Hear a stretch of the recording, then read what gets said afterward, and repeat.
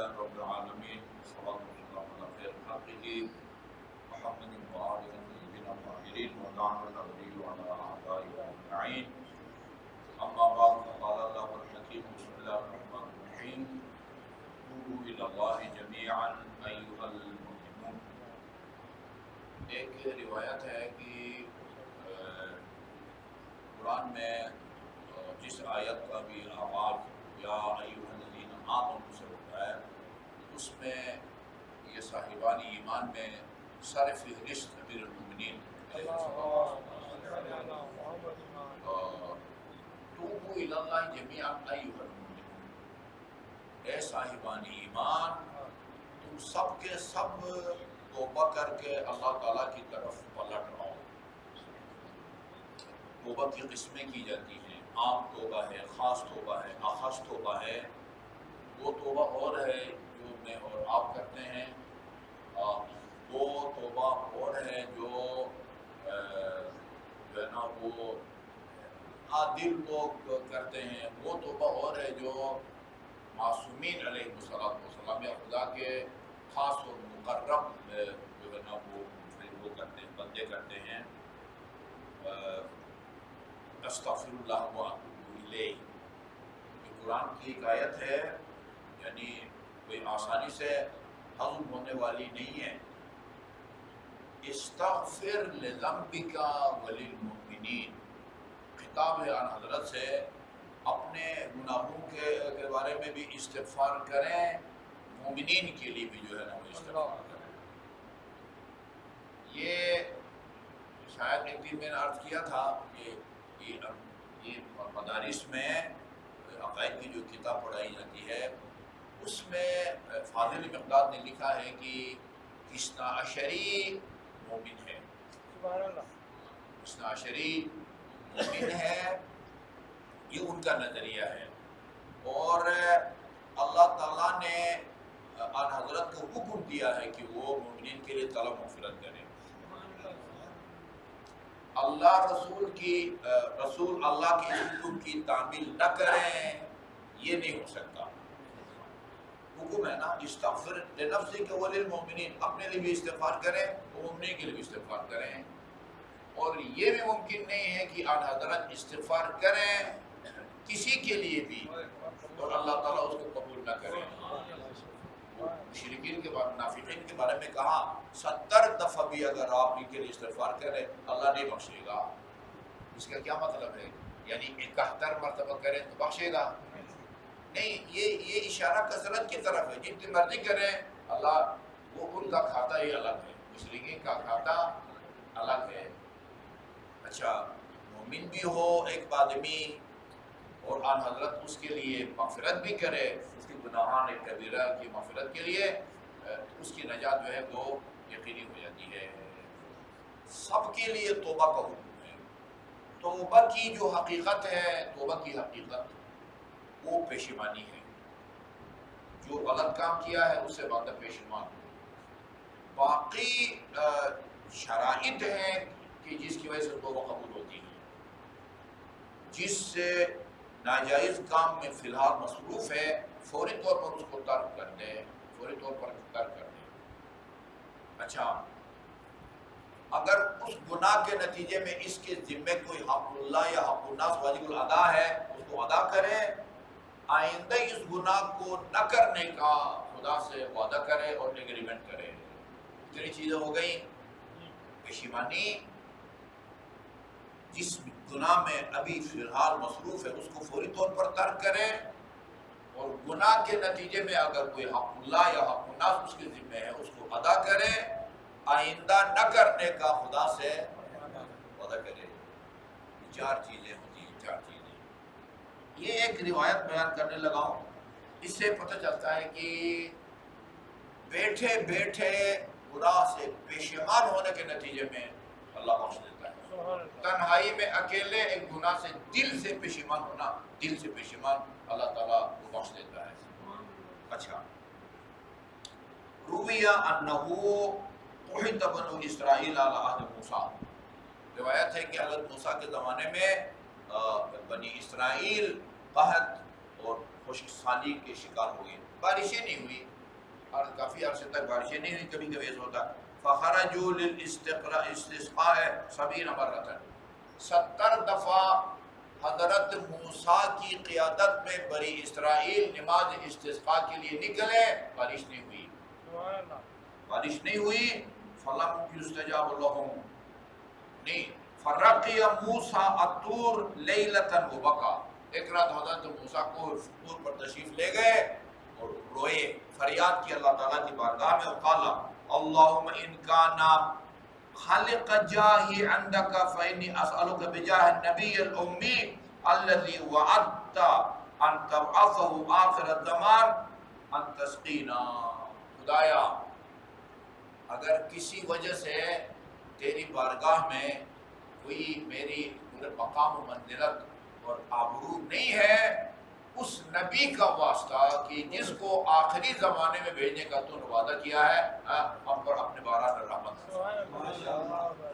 میرا کوئی مقام اگر کسی وجہ سے، خلق کا مطلب ہوتا پرانا ہو جانا نا، لباس بوسیدہ ہو جاتا ہے، پرانا ہو جاتا ہے. اگر میری جاہ مقام و منزلت تیری بارگاہ میں وہ نہیں اگر رہا، تو میں تجھ سے سوال کرتا ہوں بجاہ النبی الامی، اس نبی کا واسطہ یا اس کے مقام و منزلت کا واسطہ دے کے سوال کرتا ہوں. الذی وعدت ان تبعثه آخر الزمان، کہ جس کے بارے میں تیرا وعدہ ہے کہ آخری زمانے میں آخری نبی کے طور پر اس کو بھیجوں گا، اس کا واسطہ ان تسقینا، ہمیں سیراب کر. ساقی کو سیراب کرنے والے کو کہتے ہیں نا. فَأَوْحَى اللَّهُ إِلَيْهِ، اللہ تعالیٰ نے وہی کوئی تو پر وہی نازل فرمائی. یا موسیٰ جاؤک عندی لم یخلق، تیرا مقام مدرت اسی طرح جو ہے نا ہمارے پاس موجود ہے، کوئی پرانا نہیں ہوا ہے. وَإِنَّكَ عِنْدِي لَوَجِيهًا یا وَجِيهًا عِنْدَ اللَّهِ اشفع لنا عند اللہ. آج بھی تو اسی طرح وجیہ ہے.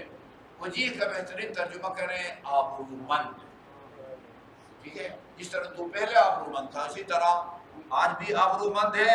وَلَكِنْ بَيْنَ أَظْهُرِكُمْ عَبْدًا قَدْ بَارَزَنِي بِالْمَعَاصِ 40 سَنَةً، لیکن آپ کے نا یہ جو اجتماعی طور پر دعا کے لیے آئے ہیں، ان میں ایک بندہ ہے کہ جو 40 سال سے میری معصیت اور نافرمانی میں جو ہے نا وہ لگا ہوا ہے.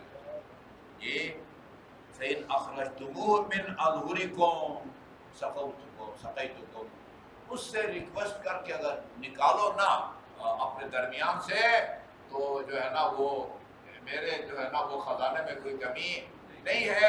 ہلکا سا اشارہ کروں گا ایک بادل کے ٹکڑے کو، ٹھیک ہے نا، وہ گاڑیاں جو ہے نا وہ بھیج جائیں گی آپ کی جو ہے نا وہ کیا کہتے ہیں DHA میں. اچھا جی. فَجَعَلَ مُوسَىٰ يَتَخَلَّلُ الصُّفُوفَ وَيُنَادِي، حضرت موسیٰ جو مجمع تھا نا ان کی صفوں میں جا کے جو ہے وہ دوڑنے لگے، اور بھاگ بھی اس طرح کا جو ہے نا وہ اللہ کی طرف سے پیغام ملا. بھائی خدا را جو بھی 40 سال کے اللہ تعالیٰ کی نافرمانی میں لگا ہوا ہے وہ مہربانی کر کے یہاں سے چلا جائے، نکل جائے. وَيُنَادِي أَيُّهَا الْعَاصِي عَبْدَهُ 40 سَنَةً، اے 40 سال تک اللہ تعالیٰ کی معصیت کرنے والے بندے خدا، اخرج عنا، میری مہربانی کر کے یہاں سے آپ تشریف لے جائیں، ہم پر رحم کریں. یہ میرا جملہ ہے، ادھر نہیں ہے، ٹھیک ہے نا. فَإِنَّ اللَّهَ تَعَالَى بِكَ مَنَعَنَا، تمہاری وجہ سے اللہ تعالیٰ نے ہمیں ابر رحمت سے جو ہے نا وہ محروم کر رکھا ہے. ثُمَّ إِنَّ الْعَاصِي سَمِعَهُ، ظاہر ہے وہ معصیت کار نے بات سن لی. فَعَرَفَ أَنَّهُ الْمَعْنِيُّ بِذَلِكَ، سمجھ گیا کہ اشارہ میری طرف ہے. ہاں، مقصد اور مراد میں ہوں، معنی ہوں. معنی کا کیا معنی ہے؟ مقصد یعنی کہتے ہیں یعنی یقصد. معنی مراد میں ہوں، یا سادہ الفاظ میں ٹارگٹ جو ہے نا وہ میں وہ سمجھ گیا. فقال فی نفسہ، دل ہی دل میں کہا، دل ہی دل میں سوچا، ما اصنع، کیا کروں ابھی. کہتے بین المحظورین، جاؤں نہ جاؤں. ان مکست بینہم منعہم اللہ لاجلی، اگر میں یہاں سے نہیں نکلتا، اچھا کسی کو پتہ تو نہیں ہے نا کہ میں ہاتھ پکڑ کے مجھے نکالے، نہیں نکلتا، اتنے لوگ میری وجہ سے اللہ تعالیٰ کی رحمت سے محروم رہتے ہیں۔ وَإِنْ خَرَجْتُ عَنْهُمْ عَرَفُونِي، اور اگر نکل جاتا ہوں سب کو پتہ چل جائے گا کہ مجرم کون تھا، کہ جس کی وجہ سے یہ قرآن کی آیت ہے اتقوا فتنة لا تصيبن الذين ظلموا منكم خاصة، اس اجتماعی عذاب سے بچو یا ڈرو جو نازل ہونے کے بعد صرف ان لوگوں تک محدود نہیں رہتا جن کی وجہ سے یہ